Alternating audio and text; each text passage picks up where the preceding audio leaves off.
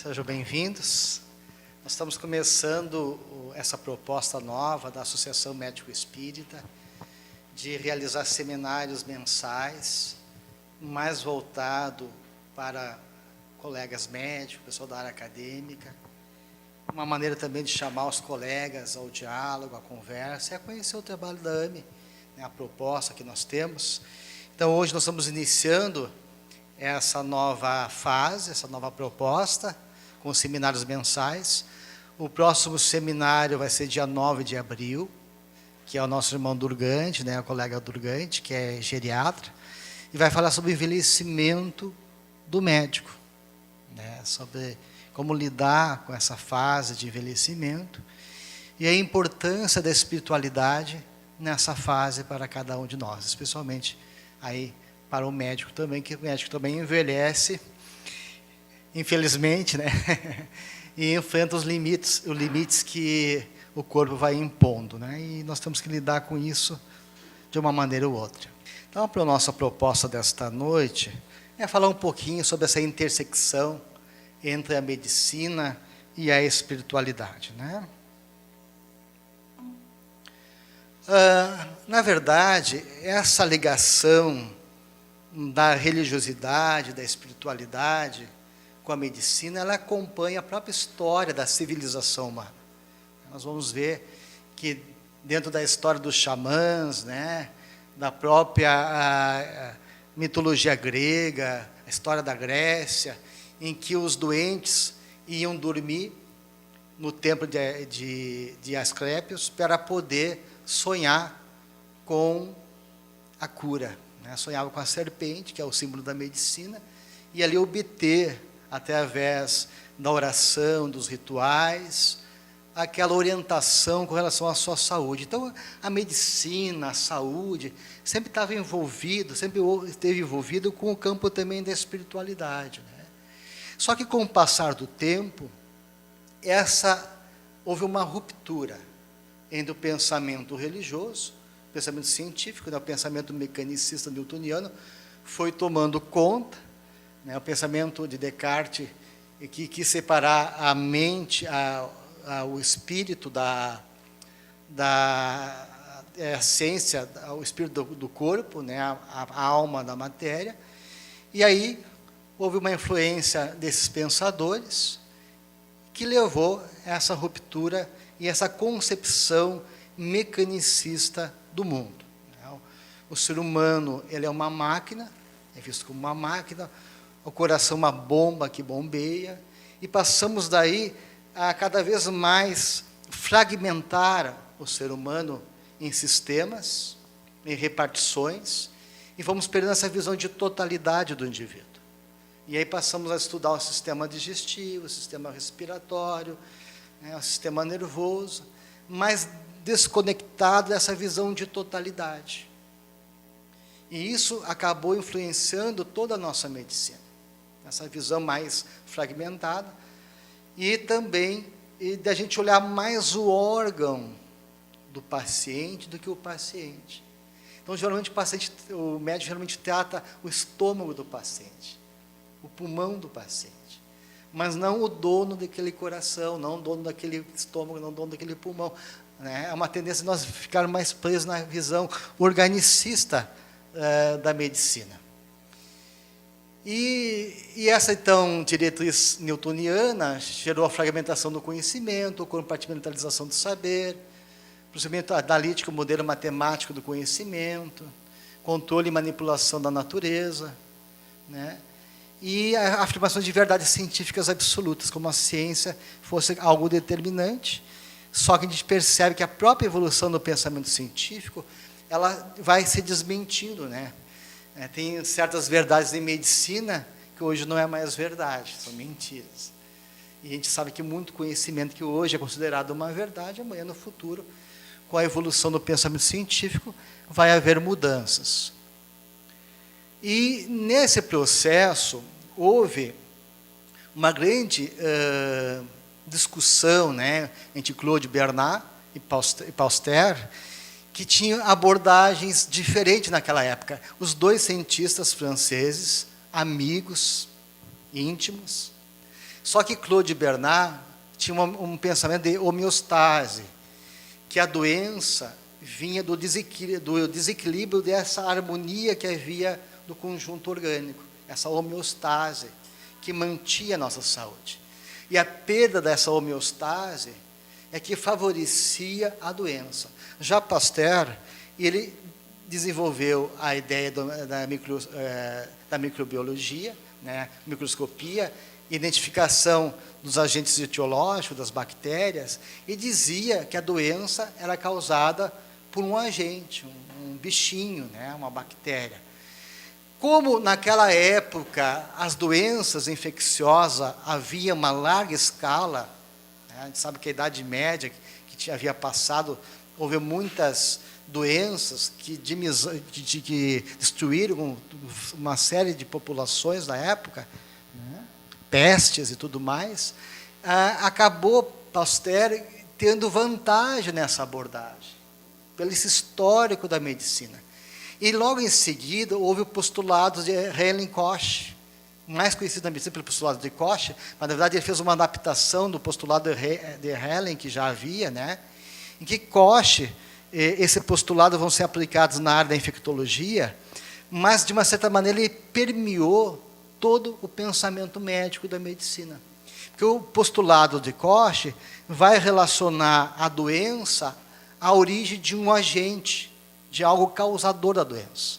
A gente chama de agente etiológico. Então, quando o médico ele vai fazer uma anamnese, um exame físico, vai buscar o agente etiológico que causou a doença.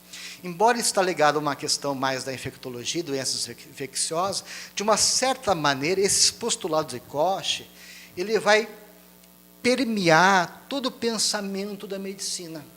Nós nos acostumamos daí com essa ideia de um agente etiológico, de buscar algo fora, nessa relação de causa e efeito, que toda doença é causada por alguma coisa que desencadeou essa doença, um agente etiológico. E, de uma certa maneira, isso está tão impregnado e influenciou toda a pesquisa médica do futuro, que nós acabamos deixando de lado os fatores mais subjetivos, né, os fatores emocionais, os fatores intrínsecos, os fatores ambientais, perderam muita força, né, muito pouco valor tiveram frente à ideia de um agente, de um fator externo e possivelmente material como origem das doenças. Esse postulado depois foi revisto em 76, né, por Evans, que ele ampliou, né, eram 4 postulados, ele passou para 10 postulados, e em 1980 o postulado teve uma versão molecular. Então, tu vê que ele continua bastante atual, né, sendo aplicado também na genética, na medicina molecular, dentro dessa visão de um agente etiológico. Então, nós temos uma medicina que chegou na atualidade, em que marca esse conflito do materialismo, que é o paradigma vigente, né, e com uma ideia de uma espiritualidade, uma realidade espiritual. O materialismo que está baseado, então, nesse pensamento newtoniano, que é a fragmentação do pensamento, da medicina, do ser humano, né, contra essa visão espiritualista, que é uma visão integrativa, uma visão sistêmica, que busca um cuidado mais humanizado. Então, nós estamos numa ambivalência, uma dicotomia, né? Enquanto que a medicina avançou muito dessa visão mecanicista, newtoniana, dentro de uma força científica, e que nós avançamos muito no conhecimento da genética, da biologia molecular, de novas descobertas, de tecnologia avançadas no campo da medicina, ampliamos a melhoria na cirurgia, avançamos em medicamentos, antibiótico, nós continuamos também tendo doenças que ainda não conseguimos superar, né? Desde a desnutrição, de doenças ainda que se mantêm desde a Idade Média, de algumas infecções graves, por uma má distribuição do nosso conhecimento, da aplicação do recurso, enfim, de todos os problemas sociais que nós vivemos. Então, isso marca muito bem a imagem do nosso mundo atual. E aí onde entra, então, a religião e a espiritualidade. É importante nós conceituarmos religião, religiosidade e espiritualidade, porque há diferenças. Tá? Então, religião é visto como um sistema unificado de crenças e práticas relativas às coisas sagradas, ou seja, coisas proibidas, separadas, crenças e práticas que unem na mesma comunidade moral chamada igreja e todos os que a ela aderam, né? São grupos sociais que produzem e mantêm explicações sobre o sentido e o propósito da vida, sobre diversos valores humanos. Essas explicações vão além do mundo natural, invocando alguma crença sobrenatural. São conceitos, né, de religião.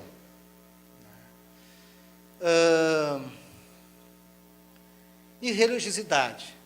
Religiosidade seria o quanto o indivíduo acredita e segue e pratica uma religião. A frequência que alguém vai a um templo, igreja ou encontros religiosos. Religiosidade não organizacional envolve práticas religiosas privadas, como oração, meditação religiosa, leitura de livros religiosos. E religiosidade intrínseca seria o que envolve os aspectos da nossa vida, como viver os nossos valores religiosos, o sentimento de uma conexão superior com Deus, né? Seria a nossa subjetividade, como aquilo impacta a nossa maneira de enxergar e conviver com o mundo lá fora, né? A nossa vivência dessa religião no nosso dia a dia. E espiritualidade? Espiritualidade, nós temos duas definições, uma mais ampla, ali um pouquinho em cima da referência. A espiritualidade é um aspecto dinâmico e intrínseco da humanidade, através do qual o indivíduo busca o sentido final, propósito e transcendência. Em experiência relações com si mesmo, com a família, com os outros, com a comunidade, sociedade, natureza e o significante do sagrado. A espiritualidade é expressa através de crenças, valores, tradições e práticas. E o Koenig tem uma definição que a espiritualidade se distingue de todas as outras coisas, humanismo, valores, moral e saúde mental, por sua conexão com aquilo que é sagrado, o transcendente. O transcendente é aquilo que está fora do eu e também dentro do ego. E nas tradições ocidentais é chamado de Deus, Alá, Hashem ou um poder superior. E nas tradições orientais pode ser chamado de Brahman, manifestações de Brahman, Buda, Tao, verdade, realidade suprema. A espiritualidade está intimamente ligada ao sobrenatural, o místico e a religião organizada, embora também se estenda além da religião organizada e começa antes dela.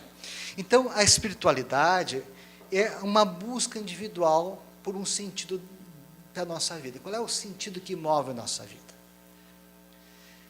Espírito vem de espíritus do latim, que significa a essência, aquilo que move. Se nós pensarmos assim, qual é o espírito da arte? É o que está por trás, o que move os artistas, o que move, o que dá sentido para a arte. Qual é o espírito da ciência? Qual é o espírito da medicina? Então, é aquilo que dá um norte, que orienta, que dá um sentido.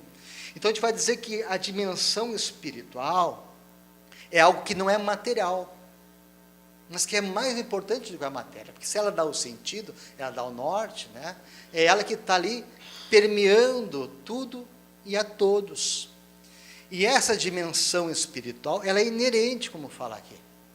Todos nós temos uma dimensão espiritual, mesmo a pessoa que se desmaterializa, mesmo a pessoa que não acredita em espírito, numa realidade espiritual, ela ansia por alguma coisa. Ela necessita acreditar em alguma coisa, nem que seja na própria matéria, na própria ciência, que ela coloca toda a sua esperança, o seu ideal de vida. Mas alguma coisa tem que mover a pessoa.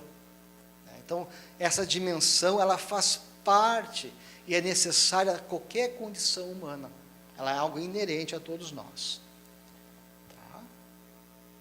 Então, isso aqui é um conceito, né, que está no livro Bioética e Espiritualidade. É um livro que foi editado pela editora PUC, né, organizado pelo Godin.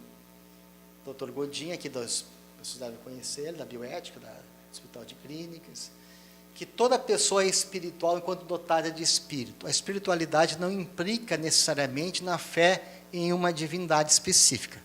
A palavra espírito não se refere especificamente à divindade, mas à capacidade de autoconsciência, de fazer uma reflexão sobre si mesmo.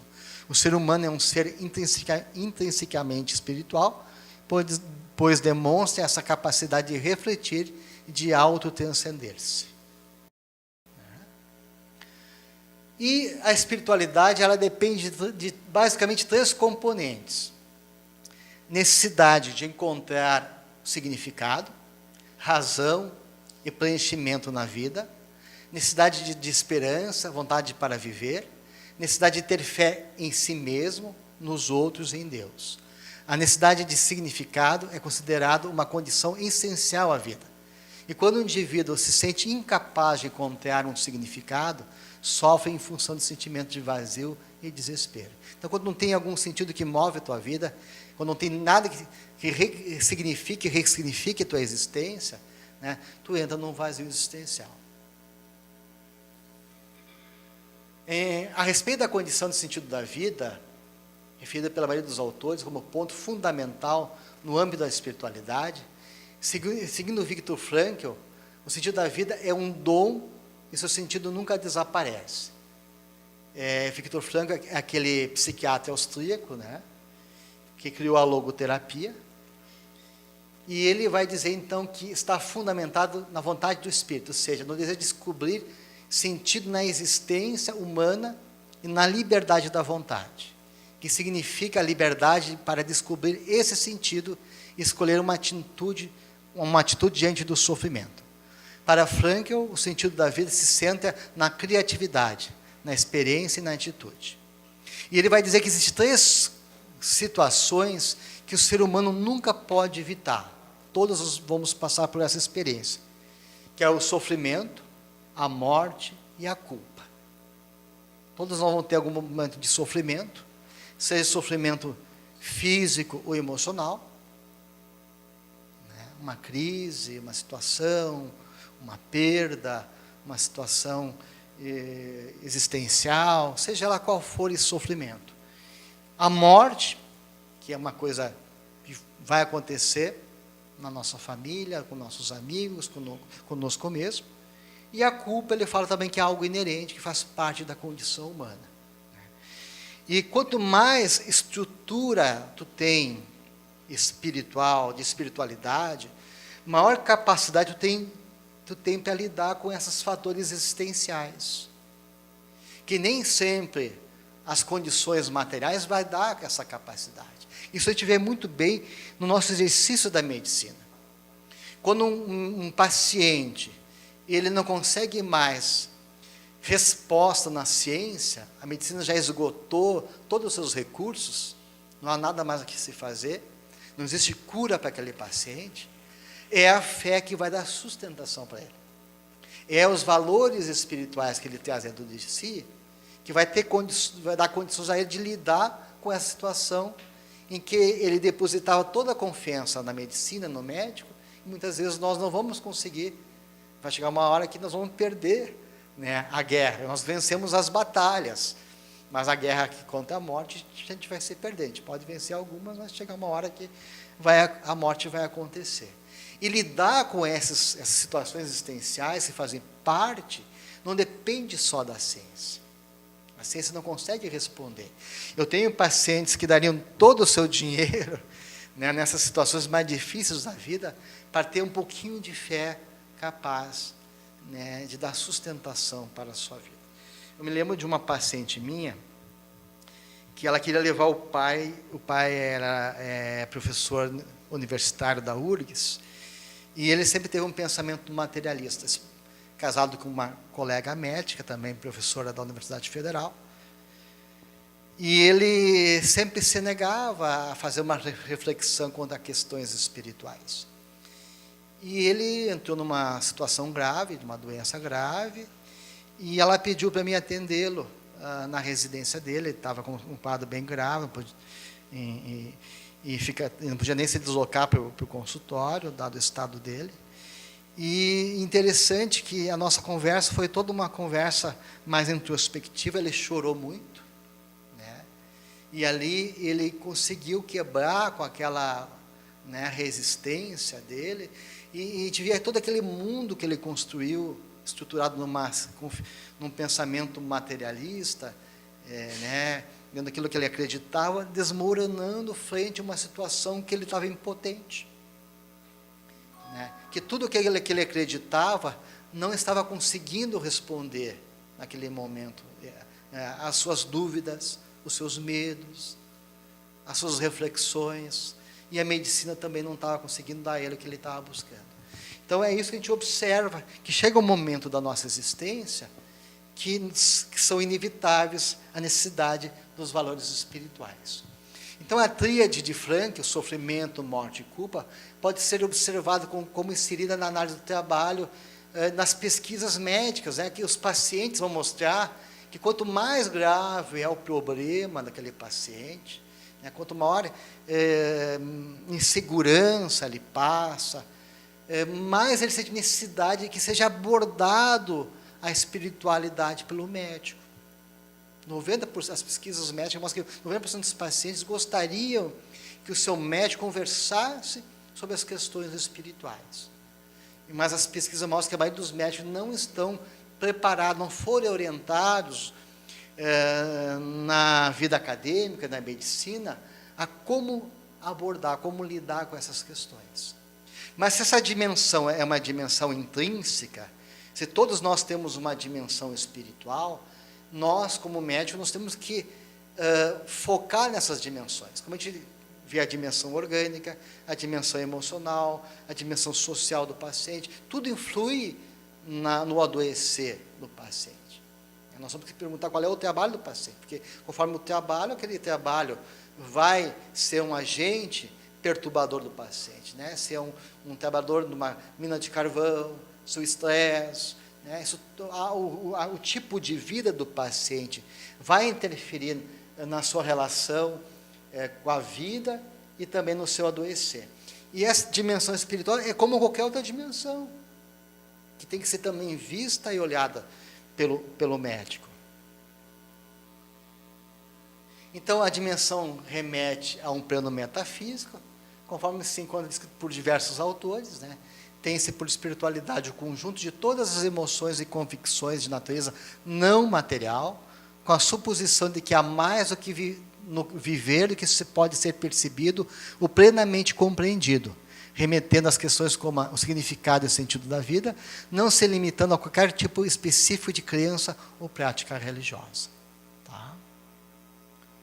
Então, frente a essa situação, e as pesquisas mostrarem que o paciente necessita ser visto na sua dimensão espiritual, que ele gostaria que o médico conversasse sobre essas questões que aflige ele num leito de morte, num leito hospitalar, que trazer para o médico seus anseios, seus questionamentos, é que se procurou, né, implementar nos cursos de medicina esse campo da espiritualidade.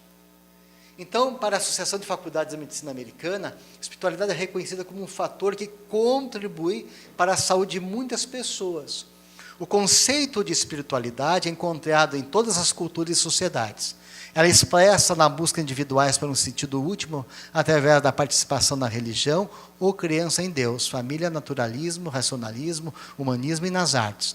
Todos esses fatores podem influenciar na maneira como os pacientes e os cuidadores profissionais da saúde percebem a saúde e a doença e como eles interagem uns com os outros. Então, a própria ciência passa a reconhecer que essas questões são fundamentais, são necessárias serem enfocadas.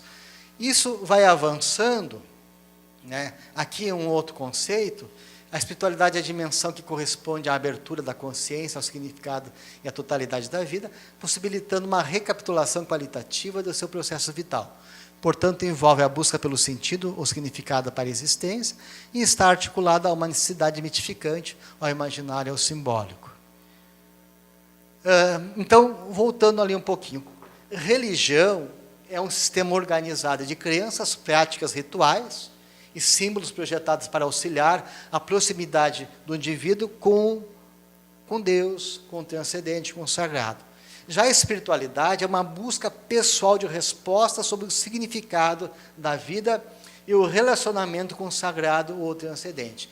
Então, a religião, ela vem em função da espiritualidade, ela vem buscar estimular, né, desenvolver espiritualidade, mas nem sempre quer dizer que ela contém sucesso também, né? Porque muitas vezes também a religião está presa em jogo de poder, né, em competição, em vez de realmente trazer um sentido verdadeiro de espiritualidade, para ser um instrumento de domínio, de poder, como a gente muitas vezes vê. Então, a religião, ela pode não ajudar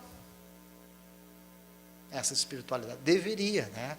Se fôssemos buscar os conceitos que baseiam todas as religiões. Mas a gente sabe que o ser humano, ele muitas vezes, ele altera, interpreta de maneira diferente, ele traz as suas convicções, as suas dificuldades, as suas sombras para o conhecimento e muitas vezes desvia aquele sentido maior para esse sentido mais ligado à questão egóica. E espiritualidade não, é uma coisa realmente voltada para a nossa realidade íntima, uma necessidade que todos nós temos. Isso está claro para vocês, pessoal? Tudo certinho? E coping, né? Coping seria como a coping religioso, o espiritual, seria como esse conhecimento, essa vivência, pode nos ajudar a lidar com as situações, né, com as doenças. E as pesquisas mostram que a religiosidade, a espiritualidade, ela ajuda muito mais do que atrapalha, né? Ela nos dá um sentimento de conexão com o sagrado, um sentimento de conexão com si e com os outros, né? Ela ajuda na busca de recursos, né? Há uma gratidão que ajuda a lidar melhor com as situações. E o pertencimento a uma comunidade religiosa ajuda muito também. Isso a gente vê com os pacientes que vêm muito do interior, né, que muitas vezes não tem referência familiar, e quem dá o apoio é a comunidade.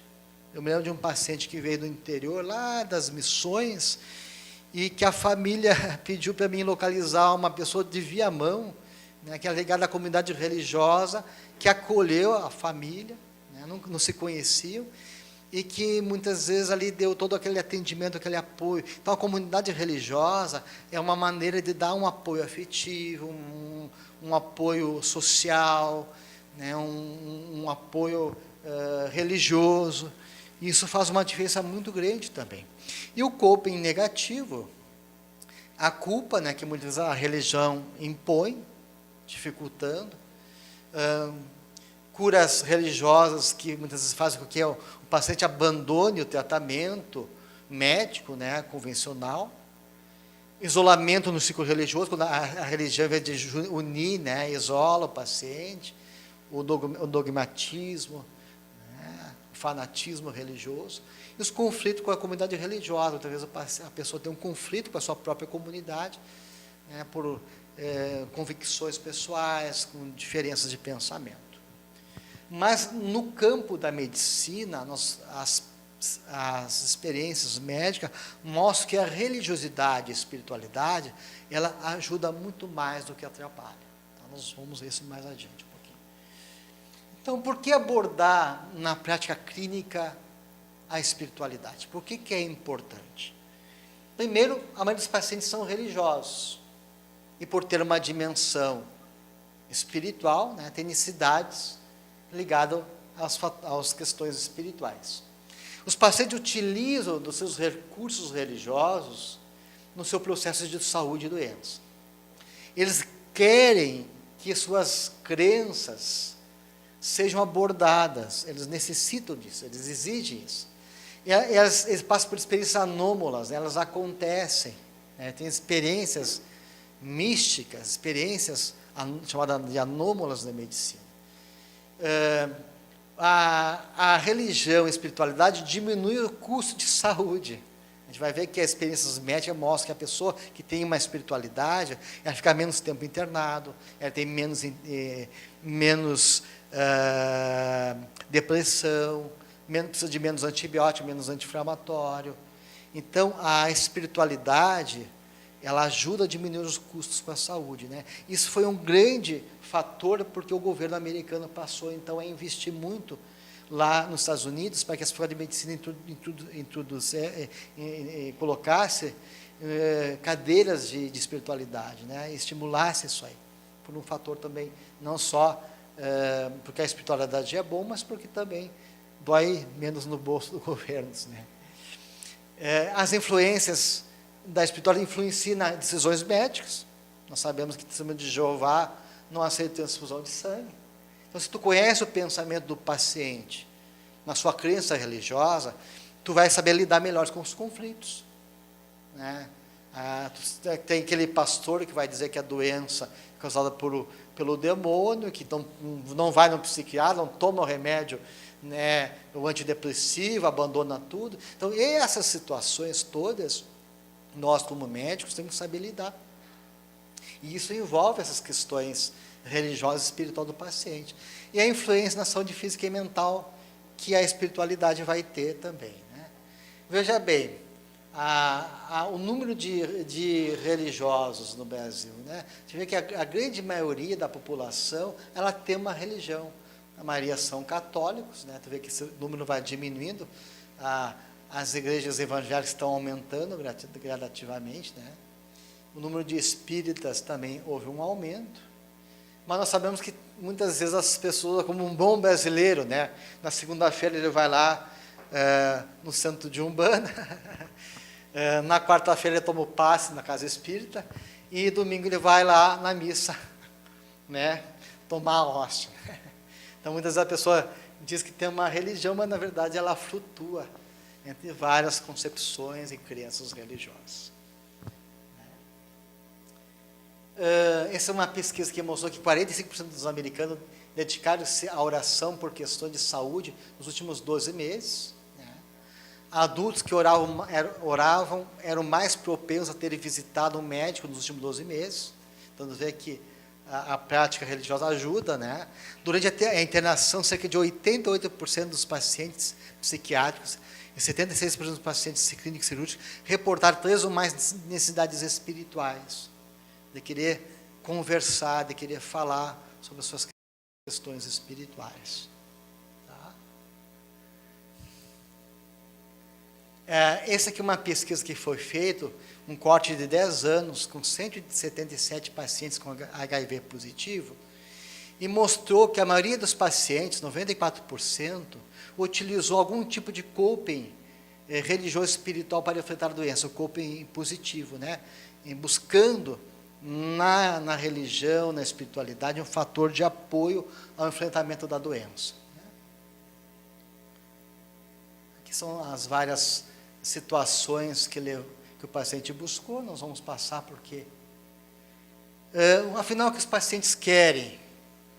Um primeiro estudo, que foi publicado em 94, né, mostrou que 77% dos pacientes disseram que médicos devem considerar necessidades espirituais.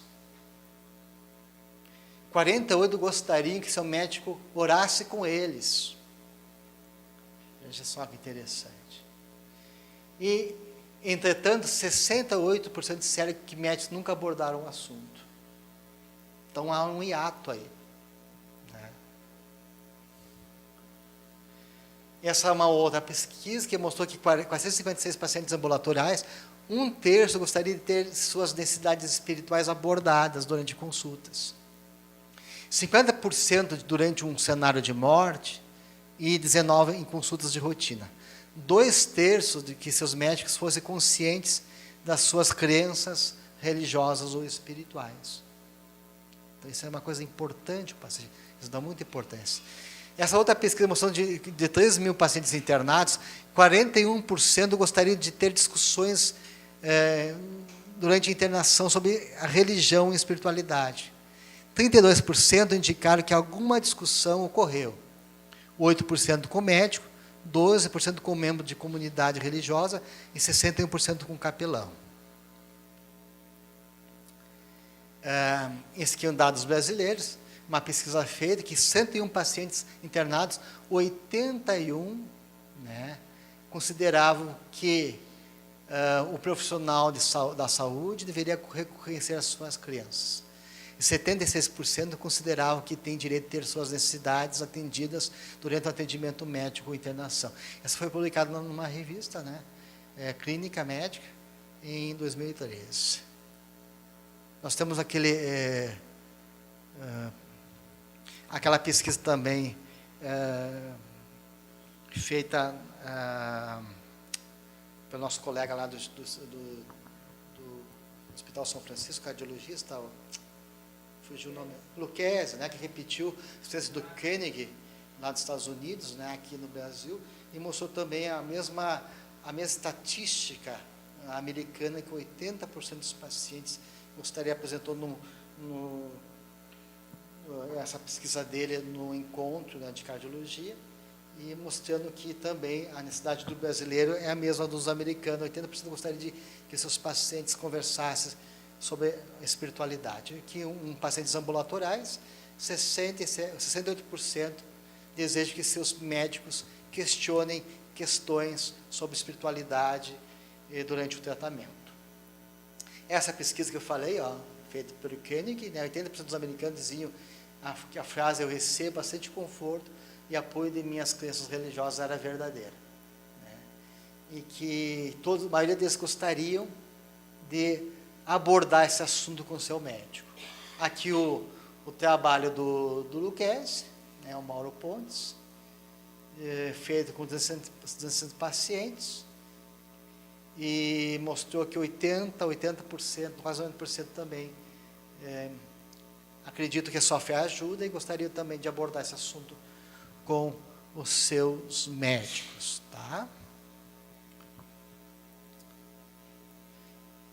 Então, as experiências anômalas, né, que são, as pesquisas mostram que ela é muito frequente, né? O paciente tem alguma experiência anômala, de uma intuição, de enxergar coisa, experiências mediúnicas, experiência de quase morte, experiência à beira do leito de morte, EQM, né, que é o livro teu, né? Tem ele livro aí? É um livro bem interessante. Eu já li o livro dele antes de ser editado, né, publicado. Então conheço o conteúdo. É um livro muito bem embasado, né, com bastante fundamentação científica. Então quem quiser conhecer melhor as experiências, essa realidade, experiências de quase morte, que é uma coisa muito comum nas emergências, na ressuscitação cardiovascular, o paciente entra em parada cardíaca e depois ressuscita, e muitas vezes o paciente está com um eletroencefalograma ISO, né? Ou seja, não há nenhum registro neurológico, mas ele vai relatar experiências nessa fase em que o cérebro não está ativo, assim, não há um registro. Então é muito interessante, e tem muitos pesquisadores no mundo inteiro, existe uma rede de pesquisa de médicos na Inglaterra, Estados Unidos, de hospitais do mundo inteiro, fazendo experiência sobre esse assunto. Então, um livro do Emmanuel é muito interessante quem quer aprofundar. Tá? Consciência Imortal, né? Então, essa experiência é muito mais comum do que os médicos imaginam. Os médicos, muitas vezes, não registram pela falta desse diálogo, né? Mas experiência de telepatia, fora do corpo, de EQM, etc., etc., é muito comum. Aqui está uma pesquisa mostrando experiências, né? Vários tipos de experiências, a gente vai passar um pouquinho. Os custos da saúde também que diminuem com o uso da... crenças também podem interferir nas decisões dos médicos, né? Contracepção de emergência, contracepção para adolescente, vacinar para o HPV, questão dos abortos, tudo isso aí, a gente sabe que as questões morais, éticas, religiosas, influenciam muito, né? Então, a Puchalski vai dizer que a espiritualidade é reconhecida como um fator que contribui para a saúde e a qualidade de vida de muitas pessoas. Então, ela é importante como uma referência. Quanto mais recursos tu tem dentro de ti, mais tu tem flexibilidade de lidar com essas situações que a vida nos coloca, como morte, né, como busca do sentido da vida, como culpa, como sofrimento, como os desafios da vida. Então, a gente vai dizer que a espiritualidade é um instrumento que vem agregar fatores fundamentais para o paciente lidar melhor com a doença, com o adoecer, e favorecer também a sua cura, a sua recuperação. Vamos passar um pouquinho rápido. Então, também houve aquela busca de introduzir no conceito de saúde, né, modificar, para também buscar cada vez mais a dimensão espiritual ser considerada no meio médico, né?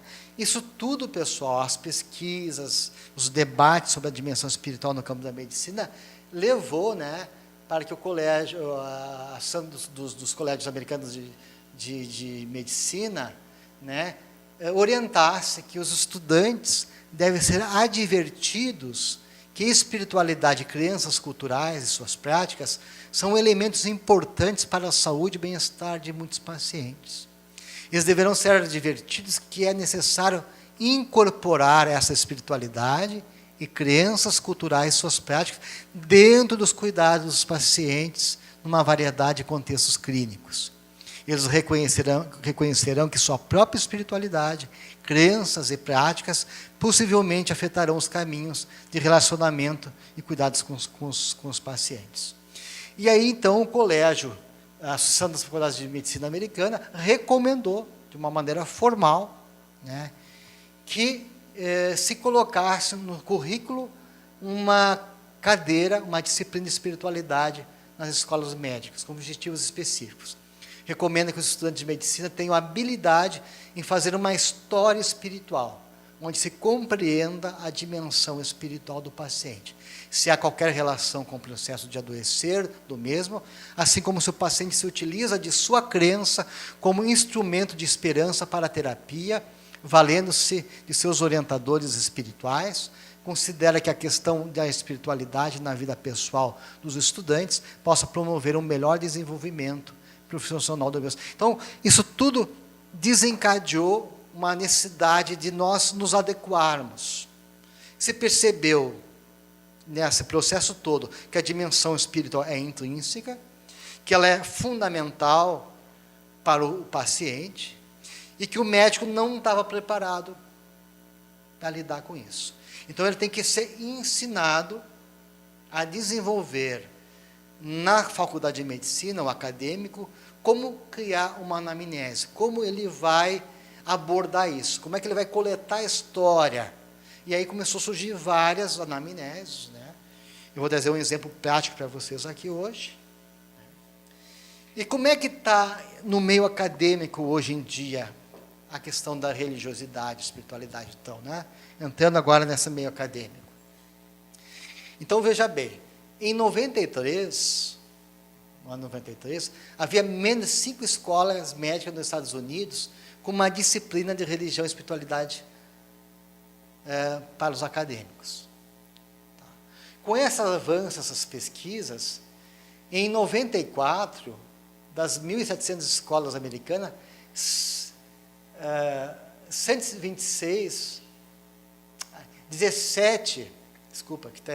17 das 126 escolas médicas passaram a ter cadeira de espiritualidade.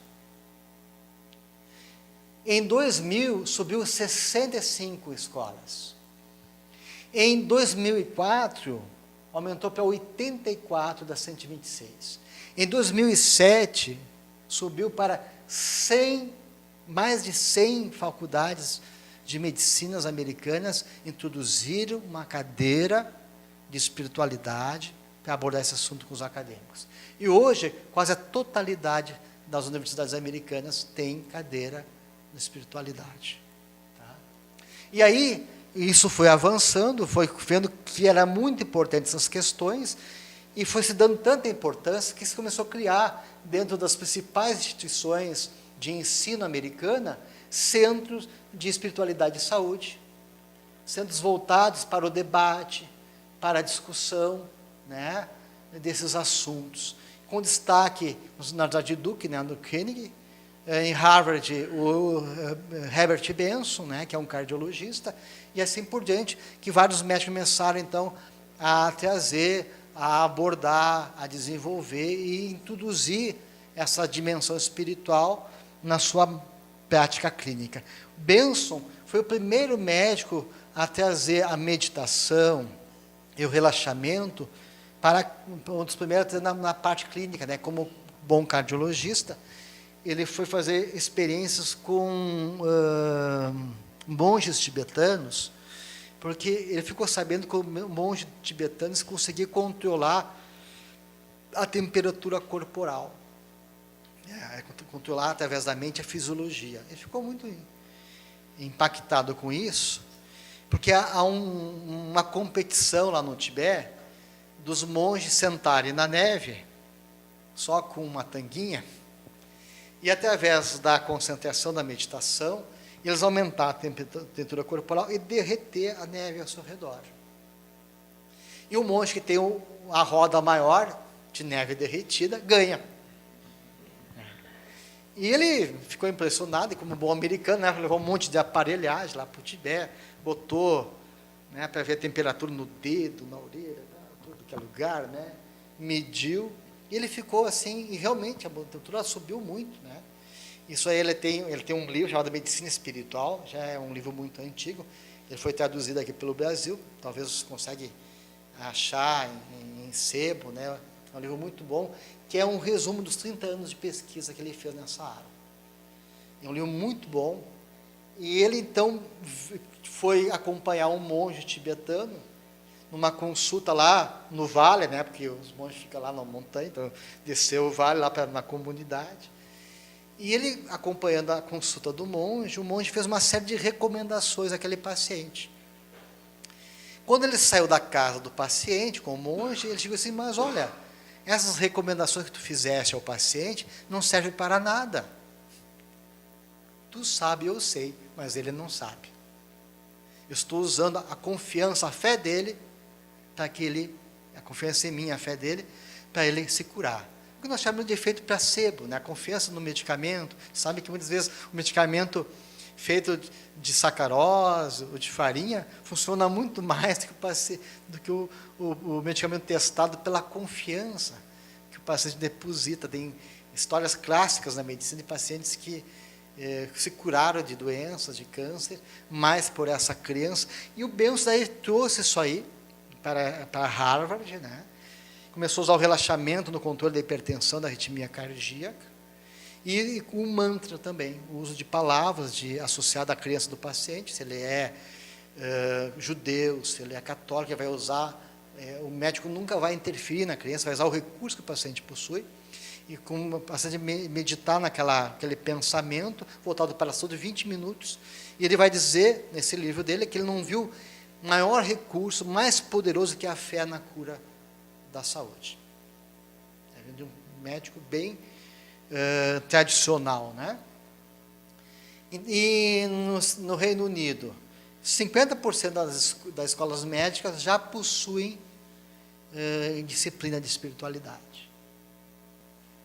No Brasil, nós temos 10%, tá? Sendo que 4,6% são cursos compulsórios, cadeiras compulsórias, e 5,8% eletivas, né? Envolvendo 180 escolas médicas brasileiras. Essa pesquisa foi feita por Giancarlo Luchetti, né, que é o médico que mais publica artigos no mundo sobre espiritualidade, é um brasileiro.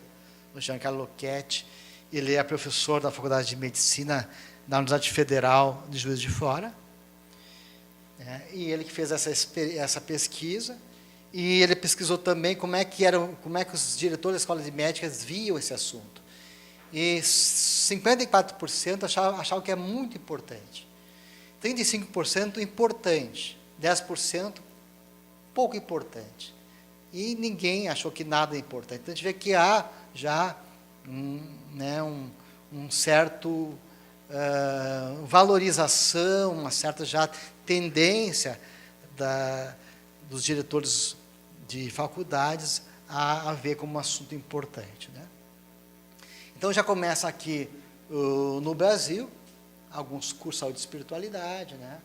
Faculdade de Medicina da Bahia, né? Universidade de Santa Cecília, em Santos. A UX começou ano passado um curso de pós de saúde e espiritualidade. Nós criamos um curso aqui na Monteiro Lobato, né? Ele não está mais ativo. Foi o primeiro curso de pós de saúde e espiritualidade aqui do Rio Grande do Sul. Na psicologia, né? Muito pouco abordado. No curso não traz o assunto. A dificuldade é muito maior do que a própria medicina, por incrível que pareça, né? Na enfermagem, foi feita uma pesquisa com professores de enfermagem, envolvendo professores de Portugal e do Brasil. 52% consideraram muito importante esse assunto, 32% quase importante e 8% pouco importante. Mas só 8,5% inclui esse assunto, discute, levanta alguma coisa. Então, é muito pouco, né? Então, psicologia e enfermagem, embora a gente sabe que os enfermeiros, a enfermagem é muito mais receptiva a essas questões espirituais, a nível de estrutura acadêmica, né, está aquém da medicina. Então, várias instituições passaram a recomendar a espiritualidade no meio médico. Isso não é uma questão mais de crença, é uma questão de ciência, né? A ciência comprova que isso é importante, é fundamental, e há uma recomendação formal para que os médicos conversem e para que as faculdades preparem o acadêmico para esse entendimento. Tá?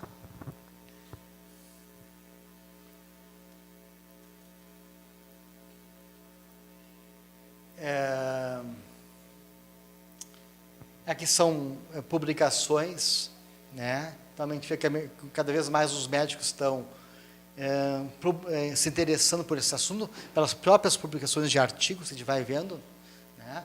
Aqui no Brasil também havia poucos artigos, depois teve um aumento enorme. A gente vai ver que o aumento veio depois que Koenig teve em São Paulo, no nosso congresso lá, Médico Espírita, e que foi traduzido o livro dele, né? Por que incluir a espiritualidade no cuidado do paciente. É um livro que ele editou, e esse livro foi traduzido, e a vinda dele aqui no Brasil, a tradução do livro dele, impulsionou as pesquisas também no Brasil. A partir de 2003, 2004, e começou a haver esse crescente de pesquisa. Isso aqui no PubMed, a gente buscou uma busca, espiritualidade, religiosidade, de artigos, apareceu 70 mil artigos no PubMed sobre esses assuntos. Tá? Essa busca foi feita em agosto do ano passado, agosto de 2018, por um curso de metodologia científica lá em São Paulo, que foi dado. E quantos artigos por dia você acha que é publicado sobre esse assunto? Um ano? 9. Como há publicações, né? Essa busca foi feita de agosto de 2017 a agosto de 2018, um ano, né? E foi encontrado, nesse ano, em torno de 3.400 artigos, que corresponde a 9 artigos por dia publicados. É bastante artigos. Então, como está despertando interesse na área médica, né, esse assunto.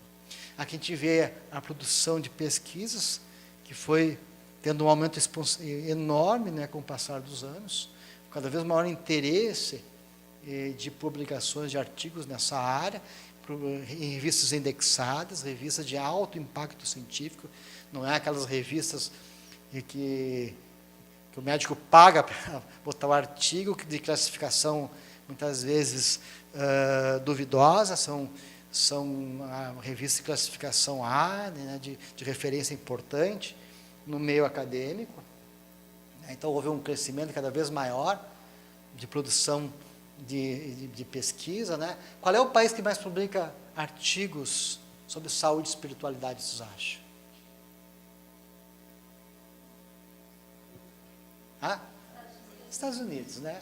Sempre. Em todas as áreas. Né? Estados Unidos e Canadá ganham de todos os países em todas as áreas do conhecimento em ciência. E o Brasil? Eu acho que rank está? Chute, não sabe? Primeiro, terceiro, sexto, segundo, 23º. Nenhum. 12º? O Brasil está aqui, ó, em sexto. Tá? Depende da busca que tu faz. Tu usa os copos, está em sexto, né? Perde para a Índia, e aqui ele está em quinto, na Web Ciência, né? Inglaterra, Canadá, Estados Unidos, sempre se destacando em tudo, né? Aqui as principais revistas, né? O número de artigos publicados. Então, JAMA, New England, e assim por diante. Então, revistas de alto impacto, né?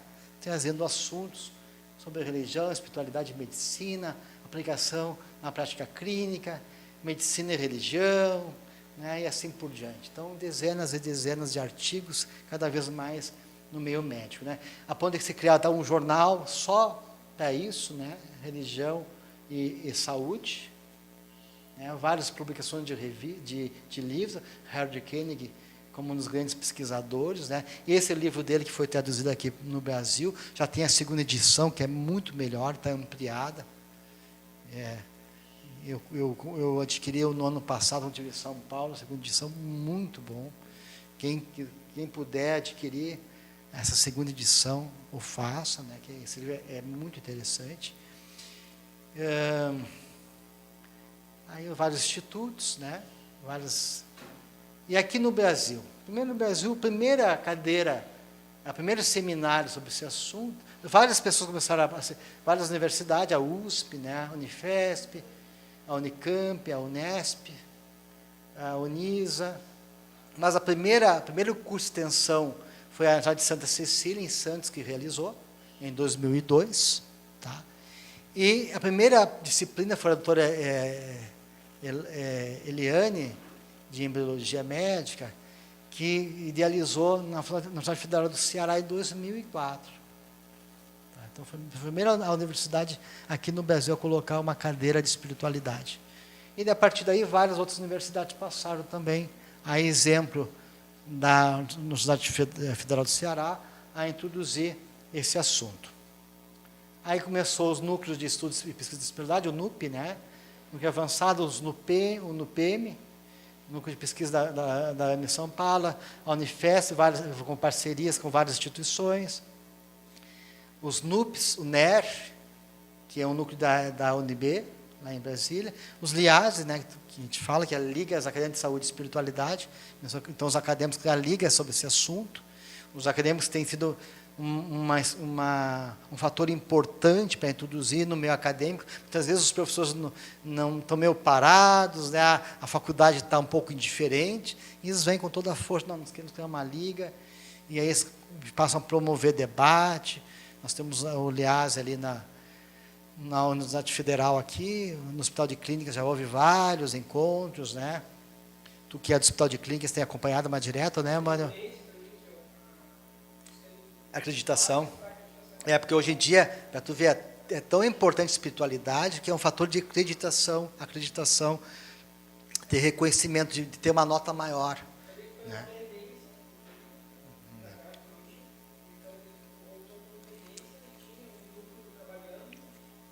Então, a própria, tu vê que é tão importante essa questão da espiritualidade que está sendo exigido a acreditação da instituição frente, né, a sua nota, né, ao que tu falou, né, laboratório, Na Unicamp tem um bem forte, né?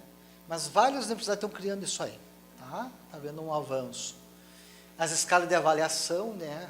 Porque precisa criar escalas de avaliação em espiritualidade, qualidade de vida e espiritualidade. A metodologia de pesquisa em espiritualidade exige uma especialização, requer um olhar diferenciado, né?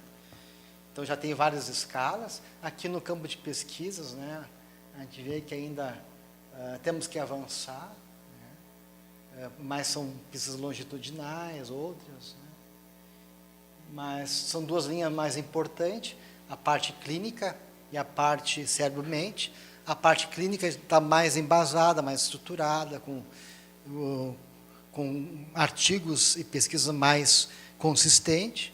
Na área da psiquiatria ainda tem que avançar, porque é uma área mais subjetiva, mais difícil de avaliar, né? Mas a saúde, então, a espiritualidade é uma área bem consolidada na literatura científica, evidências moderadas e robustas, implicações clínicas de fácil compreensão, pesquisa mais fácil de realizar, compreensão dos mecanismos, mais ensaios clínicos, então, né? Na parte mente-cérebro, é uma área em desenvolvimento, na literatura científica, evidências ainda controversas, implicações clínicas ainda não tão totalmente de fácil compreensão, pesquisas mais complicadas e complexas, e tem aquele dilema, né? Quem é que cria a consciência? A consciência é um substrato do cérebro, né? Ou a consciência atua através do cérebro? Isso ainda é algo que há uma controvérsia no meio científico, né? Mas o que as pesquisas mostram, de um modo resumido, né, pessoal? Menor taxa de mortalidade, a prática da espiritualidade.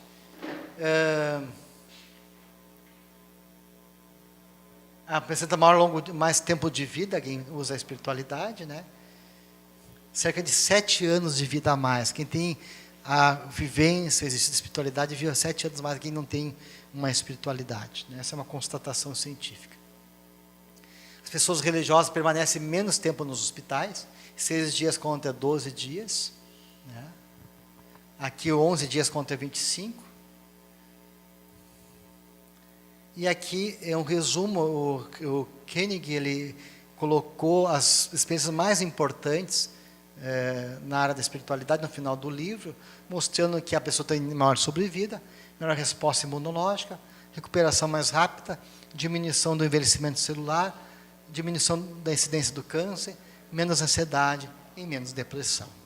Tá? Eu vou trazer para vocês, então, o Procer, que é o Hospital de Clínicas de São Paulo, tá? Ligado à Faculdade de Medicina, da USP, que eles têm um núcleo de estudos de problemas espirituais e religiosos, que foi criado em 2002. Então, esse programa Procer, Programa de Saúde, Espiritualidade e Religiosidade, né? E ele vai ser aplicado no Instituto de Psiquiatria do Hospital de Clínicas de São Paulo. Tá? Qual é a finalidade? O que é o Procer? O que é esse programa? É um grupo de profissionais da área da saúde que visa dar assistência terapêutica, estudar, pesquisar, investigar e gerar informações a respeito da relação entre saúde, espiritualidade e religiosidade. Tem 3 frentes, né? Educacional, pesquisa, assistencial.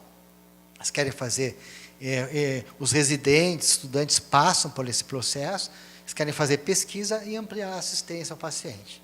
O projeto começou em 2010, né? Buscando, então, atender a dimensão espiritual do paciente. Qual é as metas desse programa? Investigar o impacto da espiritualidade e religiosidade na saúde mental de pacientes, promover atividades terapêuticas que investiguem e promovam o contato com a espiritualidade, com foco em saúde mental, porque é na área da psiquiatria, daí, né, Instituto de Psiquiatria. Promover assistência, necessidades e conflitos espirituais e religiosos na interface da saúde mental. Incentivar e criar bancos de ideias em pesquisa na interface entre saúde mental e espiritualidade. E promover e ensinar alunos, residentes, profissionais da área da saúde sobre a relação saúde e espiritualidade. É uma diferença entre a questão do capelão e do profissional da saúde.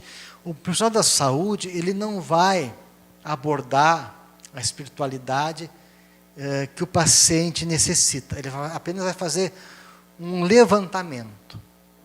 Ele vai fazer uma anamnese, né, um exame do paciente na sua dimensão espiritual. E depois disso, ele vai levar isso para a reunião clínica, para debater o que foi visto, e a partir da reunião clínica, então, é feito a condução do tratamento daquele paciente, daquilo que foi levantado. E aí também daí é encaminhado as questões também para o capelão. Aí ele vai, se a pessoa ela é católica, ela é protestante, ela é espírita, o capelão vai ativar a comunidade daquela paciente para abordar aquelas questões dentro da religião da paciente. Então, não cabe ao profissional da saúde, né, abordar essas questões mais específicas. E nós vamos abordar no sentido mais técnico. Tá? Mas as questões mais da religião do paciente, né, é o próprio religioso da área dele. Ele quer um passe, ele quer conversar com o padre, ele quer receber um conforto, ele quer fazer o ritual. Eu me lembro de uma discussão que nós tivemos, como eu sou vice-presidente de uma instituição hospitalar, nós tínhamos reuniões sobre a administração hospitalar, e uma das temáticas foi a dimensão espiritual no ambiente hospitalar. Aí o Hospital Mãe de Deus, o Hospital Mães de Vento, trouxeram a experiência deles para repartir com os demais hospitais. E a enfermeira responsável pelo setor de espiritualidade do Hospital Moinhos de Vento, ela contou que um paciente queria um trabalho de Umbanda. E aí eles fizeram o seguinte, tiraram os pacientes do quarto, removeram, deixaram o pessoal trabalhar lá, fizeram o ritual deles, e depois trouxeram os outros pacientes de volta, em respeito ao paciente. Né? E o Hospital Mãe de Deus trouxe alguns relatos de casos, assim, de como também a ansiedade, as fantasias do paciente interferem na relação com a equipe clínica. Tinha um paciente no Hospital Mãe de Deus, que ele fez uma fantasia, porque a cruz do quarto estava um pouquinho torta, sabe? E ele estava brigando com Deus, né? Ele se sentia injustiçado de estar doente. Ele foi assim, uma pessoa, um devoto, um praticante da religião dele, um católico que ia sempre na missa, e ele não entendia por que ele estava passando por aquela experiência. E ele estava, acho que, um pouco de raiva, e ele entendeu de que aquela cruz torta lá significava que ele ia morrer, enfim, ele criou uma fantasia. E aquela raiva ele destilava na relação com a enfermagem, com o corpo clínico, com o médico. E depois que se abordou essas questões, e o padre veio conversar com ele, que se identificou isso, ele melhorou totalmente a relação.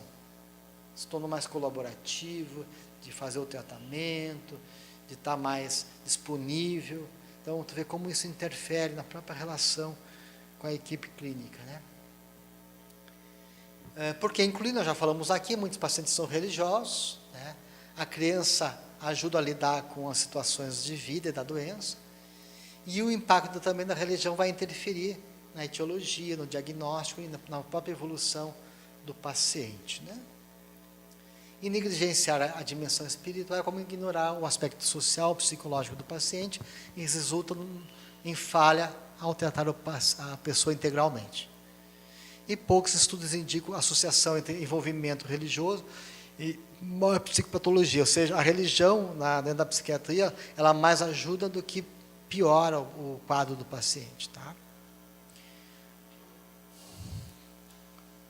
E aqui avaliar, então, como a criança pode ajudar a lidar com a doença ou exacerbar a doença, pesquisar, né, a associação da espiritualidade com o bem-estar, como ele lida com o estresse do dia a dia, né? O ambiente também estressante do hospital, psicossocial, estratégia eficaz de enfrentamento, né? Como é que o paciente... E quais necessidades levantadas? Como lidar com o luto à morte, luto do familiar saudável, né? Conflito entre fé e transtorno psiquiátrico, experiências religiosas e transtornos mentais, o que diferenciar, né? Quando que o paciente está tendo uma alucinação, é um quadro psicótico, né? Ou é um quadro realmente que faz parte da cultura, da crença dele, é um estado alterado de consciência que não é patológico. Conflito entre fé e familiar e saúde mental, conflitos religiosos e tratamento medicamentoso, como lidar com o suicídio, a busca do sentido da existência e o coping religioso negativo, de que maneira a religião pode ser também negativa no lidar com a doença. Esse projeto foi aplicado na enfermaria de transtornos alimentares, depressão e ansiedade, enfermaria de álcool e drogas. Tá? Então, como é que foi feito? Então, eles fazem uma anamnese do paciente, em que é feito o levantamento e avaliação das necessidades espirituais daquele paciente. Há uma apresentação de caso na reunião clínica, uma discussão do caso, e a partir da discussão do caso é feito o encaminhamento externo. Se precisa de ciência religiosa, aciona a capelania. E o encaminhamento interno, arte-terapia, terapia ocupacional, psicologia transpessoal, meditação, musicoterapia. Então, esse recurso vai ser usado dentro do hospital, na Instituto de Psiquiatria, para trabalhar essas questões que foram levantadas na discussão clínica. Que são isso aí? Como lidar com a fé, como questionar a fé, então, na arte, na psicologia, como ele lida com isso, para desenvolver isso, para resgatar isso, ou como isso... ou aprofundar essas questões. Então, é feito um trabalho interno, técnico, e um trabalho externo. Um trabalho técnico voltado para a dimensão espiritual do paciente e a assistência religiosa externa dentro daquela cultura religiosa do paciente, dentro da sua comunidade. Tá? Então, são dois recursos acionados pela equipe. E para isso é feita uma anamnese espiritual com 13 perguntas diretivas, abertas, realizadas pelo entrevistador. As 8 primeiras, o objetivo é investigar a religiosidade e espiritualidade do paciente, e as 5 últimas, o objetivo de investigar o impacto da religião. Tá? E, então, entra como suicídio, drogas, álcool. Eu trouxe para vocês aqui a anamnese, né? São excluídos pacientes psicóticos agudos, pelas condições que não permitem, né? Agitação psicomotora, déficit cognitivo grave, os que se negam a participar, e pacientes menores de 18 anos. Então, esses não participam da anamnese. Essas são as perguntas. Número 1. Nos momentos difíceis da vida, o que você se apega, o que faz seguir adiante? Família, trabalho, filho, né, esporte. Você faz parte de alguma comunidade religiosa? Sim ou não? Se sim, aí pergunta 2, ponto 1. Frequenta algum templo? Quais as atividades? Qual a frequência? De que modo, terceiro, de que modo essas crenças influenciam a sua vida? Como é que isso vai influenciar a sua vida? Você tem alguma crença ou prática independente de sua religião?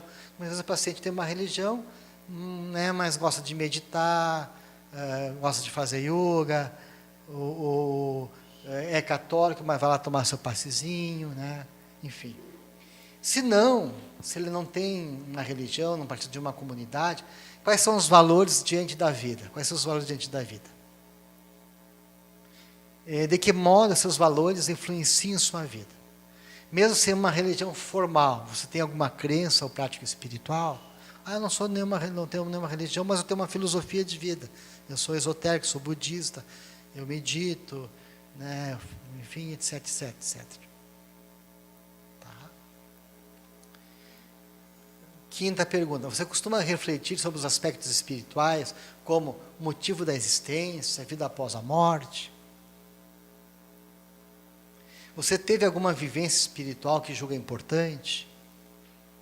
Alguma experiência anômala, alguma coisa que marcou a tua vida? Ficar doente afetou suas crenças, valores e práticas religiosas? Sim. De que forma? Não. De que forma? Aumentou a tua fé? Diminuiu? Tu começou a orar mais, você pegou mais com Deus? Tu perdeu tua fé porque tu se sentiu, né, desamparado? Enfim, aí o paciente vai trazer todas essas questões sobre o seu problema de saúde. Qual a sua visão da sua família, sua religião, como isso te influencia. Sobre o tratamento psiquiátrico, qual a sua visão da sua família, sua religião, como isso te influencia. Muitas vezes o paciente quer, mas o pastor diz, não vai lá, ou a religião apoia, não, tu busca aqui a religião, mas não é só isso, tem que buscar o tratamento médico, né? A gente vai conhecendo como essa dinâmica interfere na relação com o tratamento do paciente. Sobre o uso de drogas e álcool, qual a sua visão da sua família, da sua religião, como isso te influencia. Sobre o suicídio, qual a sua visão da sua família, da sua religião. Existe alguma prática religiosa ou crença que pode influenciar o seu tratamento médico? Sim, eu acho que se eu tomasse um passezinho, tomasse uma água frutificada, ia me ajudar muito. Então, tudo ser levantado nessa anamnese. Como profissional da saúde, a última pergunta de saúde, há algo que eu possa fazer para ajudar você a acessar os recursos que geralmente te apoiam nesses momentos difíceis? Então, você coloca disponível a acolher o que o paciente deseja. Então, essa é uma anamnese simples, objetiva, e é levada, então, na reunião clínica, o que foi levantado aqui.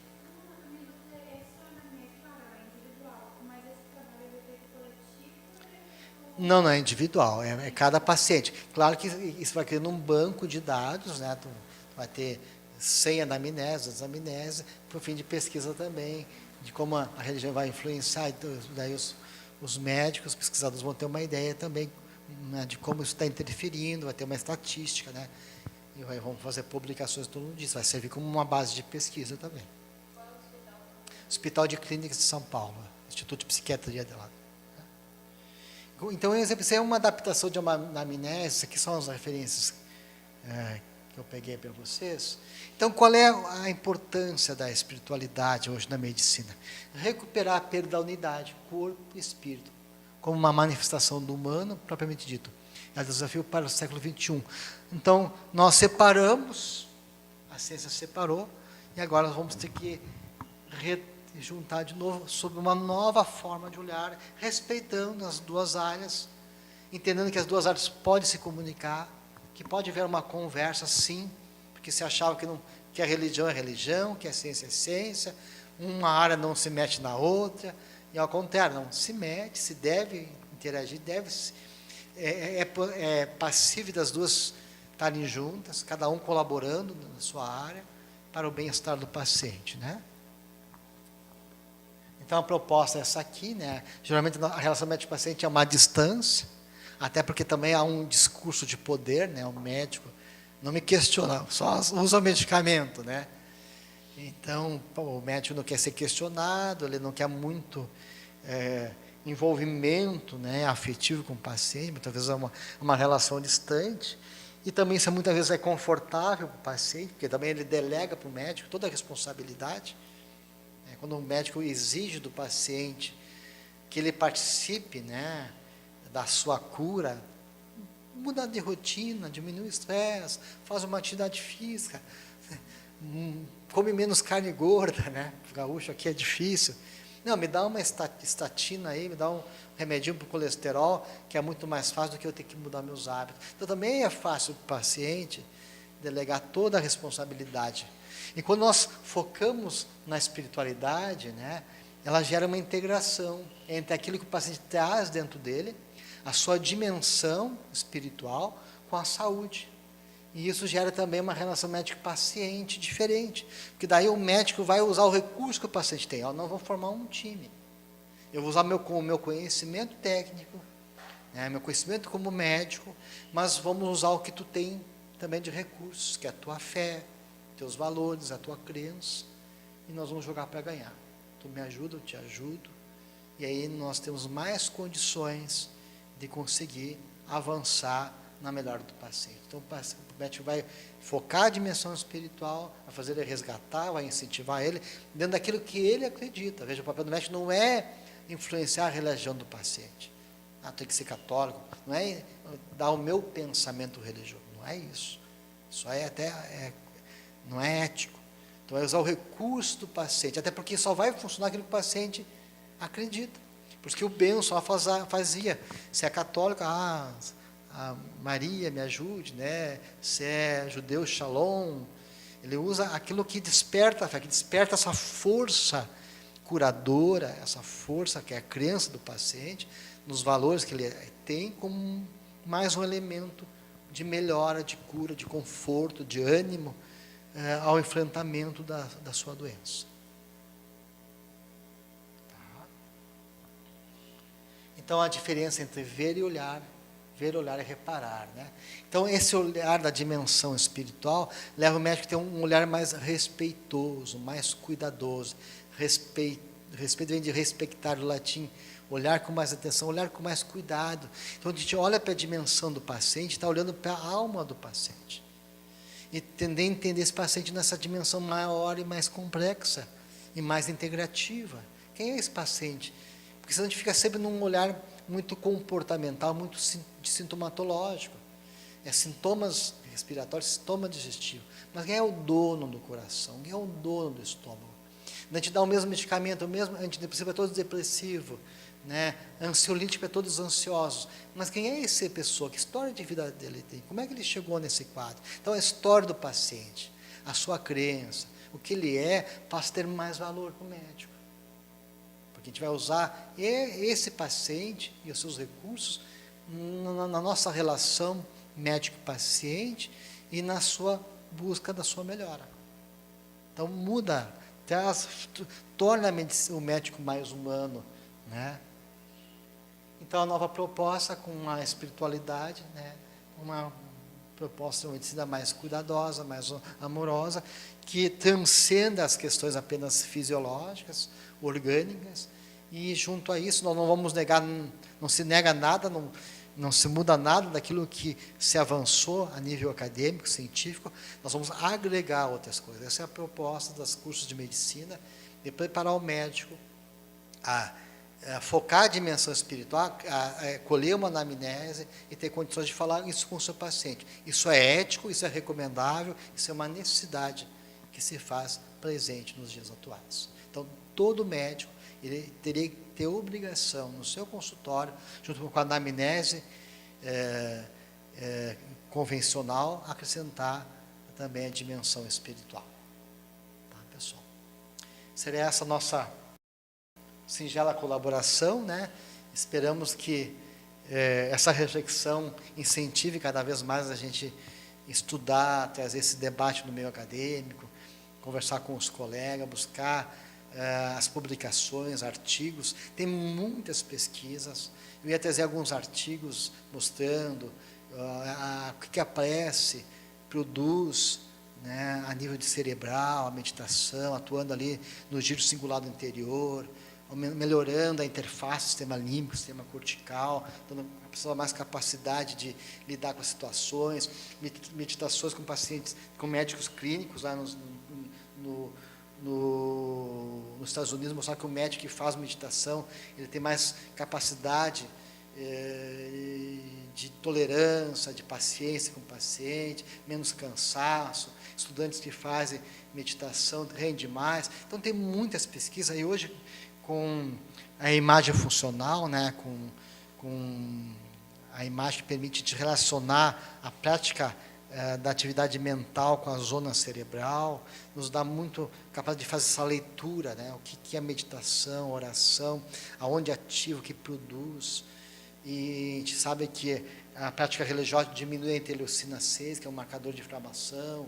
Então, a gente consegue enxergar a nível de bioquímica do sangue, a nível de exames, que aquela prática religiosa está diminuindo a inflamação do corpo, está ativando as regiões cerebrais. Então, está muito bem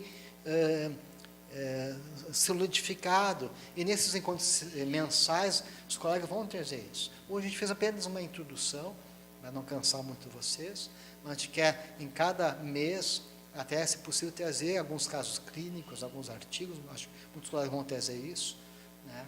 Então, bem, pessoal. Então, a gente agradece a atenção de todos. Obrigado pela presença, pelo carinho, né? Uma boa semana a todos vocês.